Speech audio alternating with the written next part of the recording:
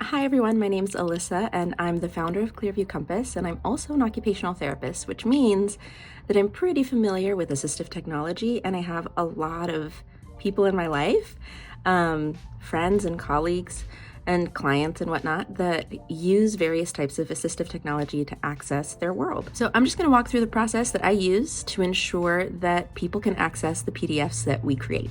All right, so let's go ahead and just move on to the accessibility tagging portion with what we have so far.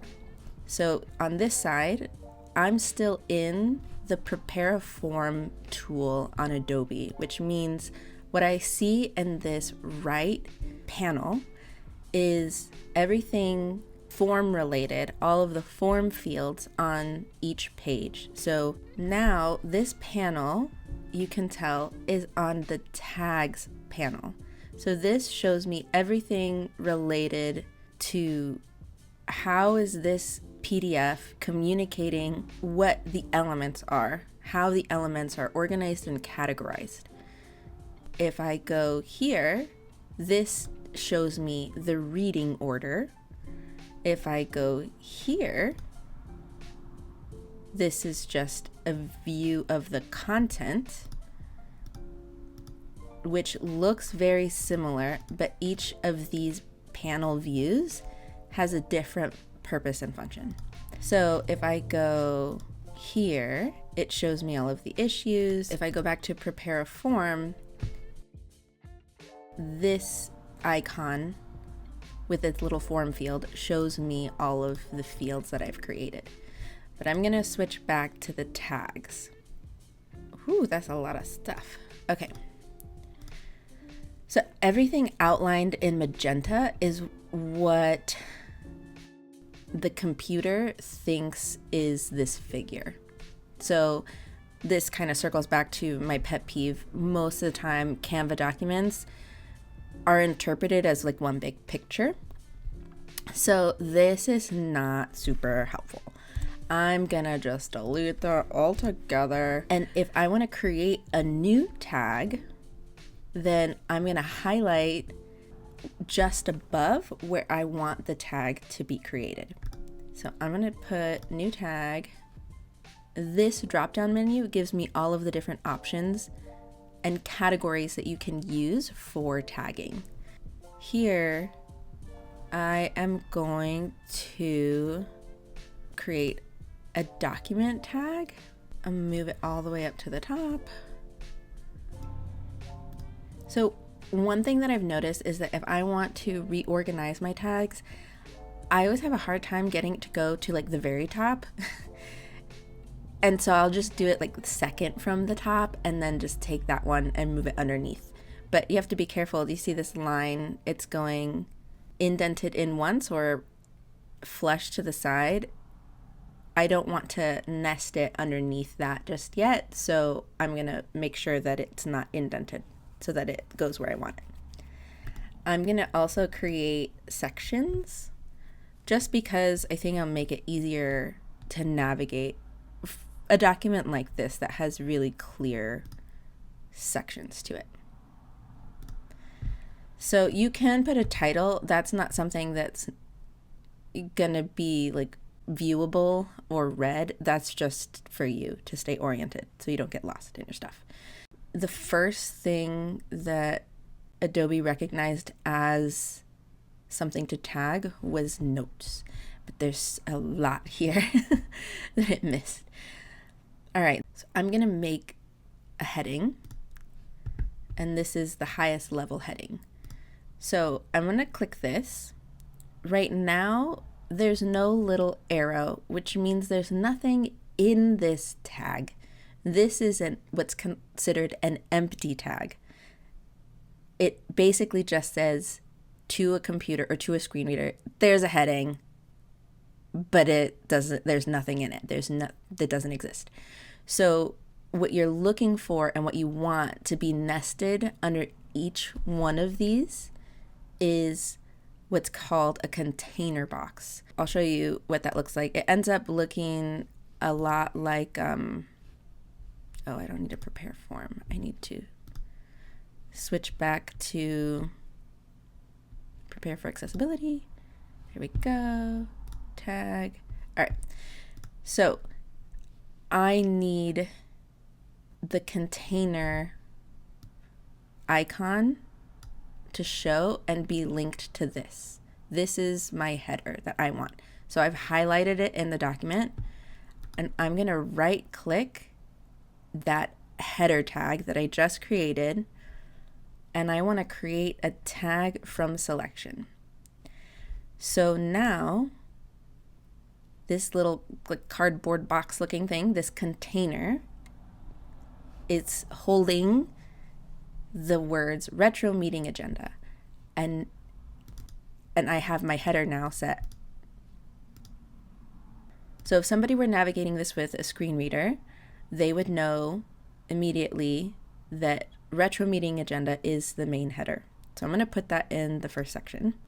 So now this section is going to have multiple tags and multiple container boxes with words in them and fillable forms in them. And eventually it'll be so that I can highlight each section. So I'm going to put the retro meeting agenda down through the note taker information. This to me feels like a good section, like an introduction section. Maybe we'll also include attendees and please review. That makes sense. Okay, I'm going to highlight this header tag because I want the tag that I put for the date to be right underneath it. And it'll be a paragraph or a P tag. So this just means it's like regular paragraph text. I could put it as like a heading level 2 if I wanted. I just don't think that the date is that important. So I've selected this P tag that is destined to become the date. Now create tag from selection. So you need to have a container box, like a little cardboard box and a container with the text that you want inside, like for each thing that you want somebody to be able to read in your document. Now we'll move on to the form field. So it's not super helpful. It's not usually a good idea to nest the form field underneath the thing. I'm going to have it show up next to the date. And the way that we put that in is by adding a form tag. So this just means anything that's fillable. Now I can't highlight. How do I? So here we run into an issue because now the only thing that I have a container box for on this page is notes, and I can't highlight the form to create it. So since I can't highlight it, I need to figure out a way to tag and start moving around the tags and the container boxes for each of the form fields. The way that you do that is you go to the accessibility tags panel. So if for some reason you get lost or you go back to the forms panel or something else, you just go back to your accessibility tags icon to make sure that you're in the accessibility tags panel, and then click the 3 dots, and then we're going to find. So you'll just select find from this drop down menu. I'm going to find any unmarked annotations, and now they are here. If nothing pops up in the search the first time you run it, you'll have to go and automatically tag the PDF. It's finding all of these unmarked annotations, and I want to tag all of them because I want somebody to be able to fill in each one. It put them in reverse order, but they're all here. I've got my header, heading 2, sure. We'll keep this as a heading 2. Originally, before I had Adobe re-tag everything using the automatically tag PDF button here, I had originally set date to be a paragraph text but it can be a header too. That's fine. So this is an untagged element. I'm going to create a form tag. Unlike the container box that's holding this text, this OBJR thing is labeled and has a picture of a tag, but it still needs to be underneath, like nested beneath a form tag. So this is what's telling a screen reader, hey, the person that's reading this needs to fill it out here. This is what they're filling out. So if I'm going to walking through a document is just you just start and you go in order. I'm starting with the date. The next thing that you hit is the field, the date field. But this meeting details is not something I want to have nested underneath date. I just want it to be next. So I'm going to take all of this stuff out from underneath this header, because right now it's all nested underneath there and I don't want it to be there. I want to have, I'd like actually to have this little section here to be a list. So I'm going to highlight this heading 2 tag, so this H2 tag, because I want my list tag to be right underneath it. Okay. And the list is meeting details, which I don't believe we have a container box for this text. So I'm going to select it and then right click and go to this drop down menu and create a tag from selection. And now meeting details, lovely. And each one of these form fields and the label for that form field, or like the instructions, I will have as a list item. So I will create 4 list items. The reason that it's all highlighted now is because when I clicked enter, it jumped from what I just created to the level just above, which is the section. And when you select something that has anything nested underneath it, this is showing you, hey, this is all the stuff that's nested here. So I want to take everything out of here except for the date container. So when I click on this list item, nothing happens because I haven't put the text in it yet. So what I want after that is a form field. So I highlighted the list item because I want the form field to show up right underneath it. I said create new, and now I've got a new form field tag, and this is the form itself, the form element, and I put it nested underneath this form tag because this is telling a screen reader, hey, there's a list. The list is called meeting details.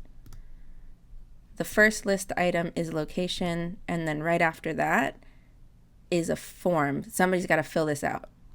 They've got to write the location because it's coming right after location. And now I want the next one to be call-in details. So I would create a new list item.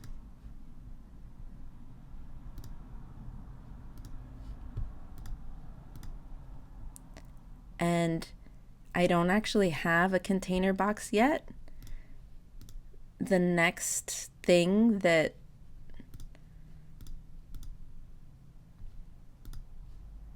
let's see. Yeah, it's thinking that this is a table, which I guess technically it is formatted very similar to a table. That's one way. Like, there's multiple ways to skin the cat. You could structure this as a table instead of having it be with headers. I'm going to choose to do it with headers, so I'm just going to delete this. So since I don't actually have a container box that's holding the next chunk of text, I'm going to have to create it. So I'm going to do that by creating a tag from the selection. Ta-da! Now we need a form. And it's just a pattern that goes on like this.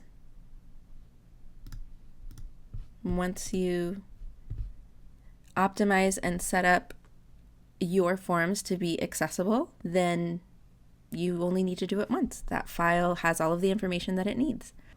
Another phenomenal resource or source of information is Illinois State University. They have a really great accessibility YouTube channel called Web Accessibility ISU. So I'll include links to all of those below.